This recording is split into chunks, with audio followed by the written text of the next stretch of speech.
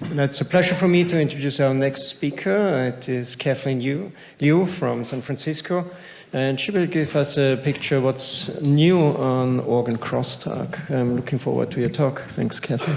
Great. Good morning to all of you. I also want to thank Ravi and the organizers for the opportunity to speak to you today on what's new in organ crosstalk. I have no disclosures that are relevant to this presentation. And if you remember only one slide from my talk today, it should be that there really are, in 2024, we really think that there are many people who are talking at the same time when we think about organ crosstalk. This is very traditionally started as a field of the lung and the kidney, but now we know that there are many different players who are talking to each other all at the same time. And this is a nice figure from a review by Hamid Rab and colleagues that focuses really on the impact of the kidney on many other organs. Here you can see that, in fact, AKI has been linked to not only the lung, but now to the brain, the heart, the liver, the intestine, the spleen, and muscle. And perhaps more importantly, this crosstalk involves the kidney talking to the spleen and also to the lung at the same time. So there are multiple parallel conversations that are ongoing. And in the talk, I'll try to allude a little bit to that. But for the purposes of this talk, I'm really going to focus a little bit on sort of the lung-kidney interaction, so I can really tell you about some of the really novel and exciting studies that are highlighting how the kidney may impact lung function sort of above and beyond fluid overload. So just to be complete, this is really a two-way street. We know that there are direct impacts of the lung on the kidney. That's probably the axis that was the most studied until quite recently. And now, more importantly, many effects of the kidney on the lung itself. And this is a classic study focused on the impact of lung injury on distal organ function, probably one of the first studies that really made us think about the impact of crosstalk. This is a study from Imai and colleagues. This is a study focused on an injurious model of rabbit ventilation. And what you can see here is that compared to the non-injurious ventilation conditions, a number of pro-inflammatory cytokines were elevated in the plasma of these animals. And similarly, you can see that at 8 hours after injurious mechanical ventilation, there was, in fact, AKI that was statistically different from the non-injurious model. So in this paper, they went on to show that, in fact, you could see injured cells in the kidney itself. These are renal tubules stained with tunnel. You can see that there are more tunnel-bright cells in the injured conditions. And importantly, they also showed that cell death in this analysis was mediated by a soluble factor from the plasma. So they could take plasma from these animals, they could expose kidney tubular epithelial cells grown in culture, and what you can see is the significant induction of apoptosis in animals exposed to the plasma from the injurious group compared to animals that were not exposed to the injurious plasma. So what about the human condition? We actually have a lot of data actually on the impact of some of our interventions in critical care on pro-inflammatory cytokines. This is data from the ARMA trial, which you will recall is a pivotal trial showing reduced mortality in patients ventilated with a lower tidal volume ventilation strategy. That's the figure on the left. And in the ARMA analysis, it was very nicely demonstrated that this reduction in mortality was associated, in fact, with reductions in some pro-inflammatory cytokines. So you can see in the panel on the right that levels of interleukin-6 fall between days 0 and 3 in both ventilation groups, but that decrease in interleukin-6 is much more significant in patients ventilated with a lower tidal volume ventilation strategy. And in fact, in the same study, we went on to show that those elevated levels of IL-6 are in this group of patients was strongly associated with the development of AKI, as were other pro-inflammatory cytokines, including the soluble TNF receptors and PI1. So again, in this analysis, this is really highlighting that lung injury itself and some of our interventions in lung injury may in fact impact the development of AKI. And this is a very similar analysis from Ranieri and colleagues. This is a nice analysis because this focuses on bronchoalveolar lavage fluid, right? Patients, in this analysis, the control patients are on the left, the patients ventilated with a lung protective strategy are on the right, and you can see very nicely graphically that levels of both soluble TNF alpha and interleukin-6 fall in the bronchoalveolar lavage fluid of patients who are ventilated with a more protective lung injury strategy with similar findings in the plasma. And finally, I'm not going to go through the details on this slide. I just want you to keep in mind that there are other ways in which our lung injury interventions may impact the kidney. Most notably, mechanical ventilation has a number of effects that may affect, in particular, filling pressures and renal perfusion. So turning now to the other direction, which is where I really want to spend the next 10 minutes or so, there have now been a number of mechanisms by which AKI may impact the lung. Right, and obviously one of the sort of simple common factors is simply fluid overload, but you'll recall that within the spectrum of pulmonary edema, we have obviously cardiogenic pulmonary edema, where fluid removal may in fact improve lung function, right? And this is compared to ARDS, right, which is really a form of non-cardiogenic pulmonary edema, where fluid removal may impact oxygenation a little bit less. And obviously, our patients with AKI who may be fluid overloaded are going to be more prone to both types of edema. That said, we know that ARDS after AKI is more than just fluid overload. This is a metabolomic analysis of the lung in an AKI model done by Sarah Faubel and colleagues. What I really want to highlight here is the difference between the yellow circles and these little purple circles sort of up here, right? This is the difference in the metabolomic profile in the lung at 24 hours in sham-treated animals and animals that experienced AKI. What they showed very nicely in this paper was that, and this is sort of a three principal component analysis looking at the metabolomic profile. And so visually, this tells us there are quite big differences in the metabolomic profile between those two groups. And in fact, they showed that those metabolomic differences really showed that there was more oxidative stress, there was ATP depletion, as well as altered energetics in the lung of the animals that had experienced AKI. We know that it appears that some of this effect is mediated by cytokines, right? This is, again, data from Sarah Faubel and colleagues, right? This is demonstrating that, that in an animal model of ischemic AKI, you can see that animals that are wild type have a significant amount of ARDS. This is typically measured in these studies by focusing on a measure of lung water, in this case, Evans blue dye uptake. And you can see that the lungs in the wild type animals have much higher levels of water uptake and therefore ARDS. This is decreased in an animal that lacks IL-6, so IL-6 appears to be an important mediator of this effect.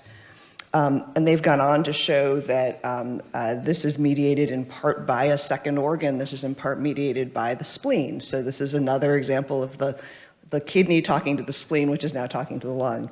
And they've shown this here by looking at splenic IL-10 RNA, and what you can see here is that in an animal that experiences AKI, right, the CD4 knockout animal also experiences AKI. They're using this model to show that these CD4 knockout animals have higher levels of IL-6, lower levels of splenic interleukin 10, so really highlighting the importance of this organ crosstalk and the role of the CD4 leukocyte in this crosstalk.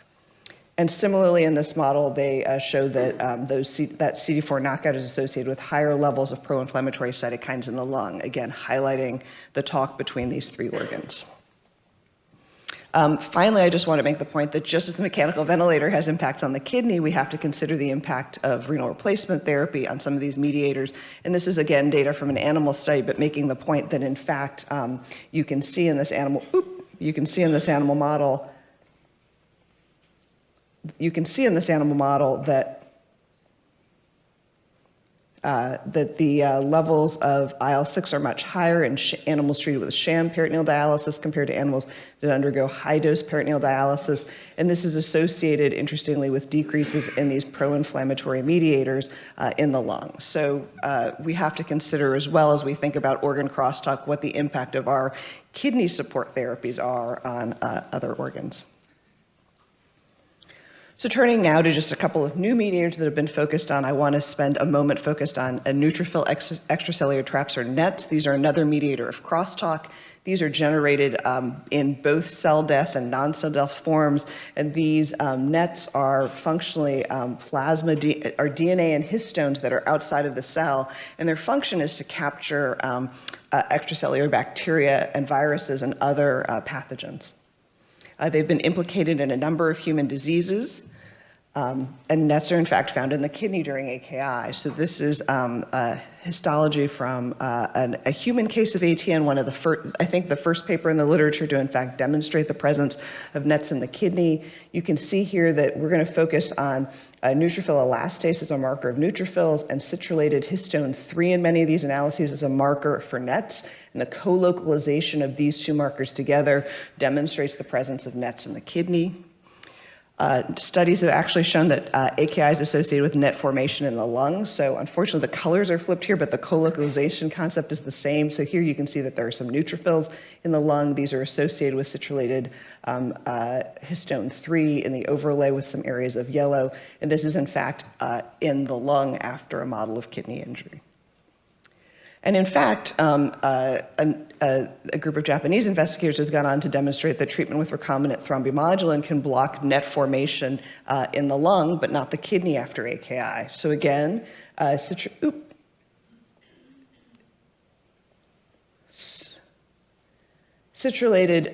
histone 3 shown here, you can see is reduced a little bit in the kidney following treatment with thrombomodulin, but is much more markedly reduced in the lung in the same analysis. So again, just highlighting the role of nets in this process. I'm going to spend just a moment speaking about DAMPs, which you'll recall are danger-associated molecular pattern molecules that are associated with the toll-like TLR4 response in animals and in humans.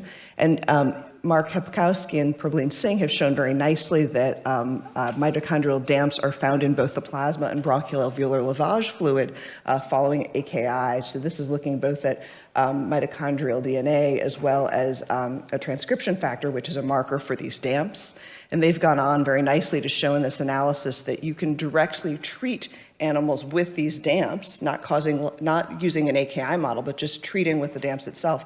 And this causes a significant shift in the metabolic profile of the lung, shown here again with this sort of principal component analysis, giving you a big picture view of the transcriptome. You can see there's a marked shift in this profile. So again, highlighting the role of these DAMPs in this crosstalk.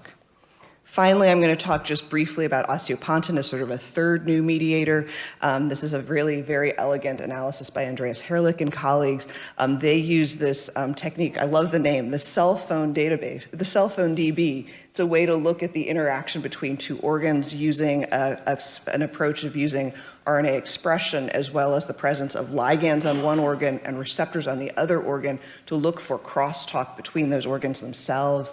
They demonstrated very nicely in this analysis, as you can see in the far left, that osteopontin is expressed in the kidney, but not in the lung after AKI, and this is associated with elevated levels of osteopontin in the serum. In this analysis, they've gone on to show that osteopontin is actually found on lung macrophages in the same model. So here, again, these are, you're looking at the presence of LY6G as a marker of neutrophils, CD68 as a marker of macrophages. You can see that the osteopontin shown in red co-localizes with the CD68, highlighting that there is this macrophage osteopontin interaction in the lung in a model of AKI. And finally, in this analysis, they go on to do a very elegant study where they compare different severities of AKI. So you can see here that they have a model where they're looking at either sham, mild AKI, or severe AKI. You can see the differences in the BUN panel between the severity of AKI. And they treat the animals with mild AKI directly with osteopontin. And what they can show is that in that animal model, the treatment of the addition of osteopontin to the mild AKI results in a phenotype in the lung that looks like the severe AKI model. So you can see here that comparing these panels, the mild and the sham look somewhat similar, and the mild plus osteopontin looks very much like the severe AKI, highlighting the important role of osteopontin as a direct mediator of this interaction.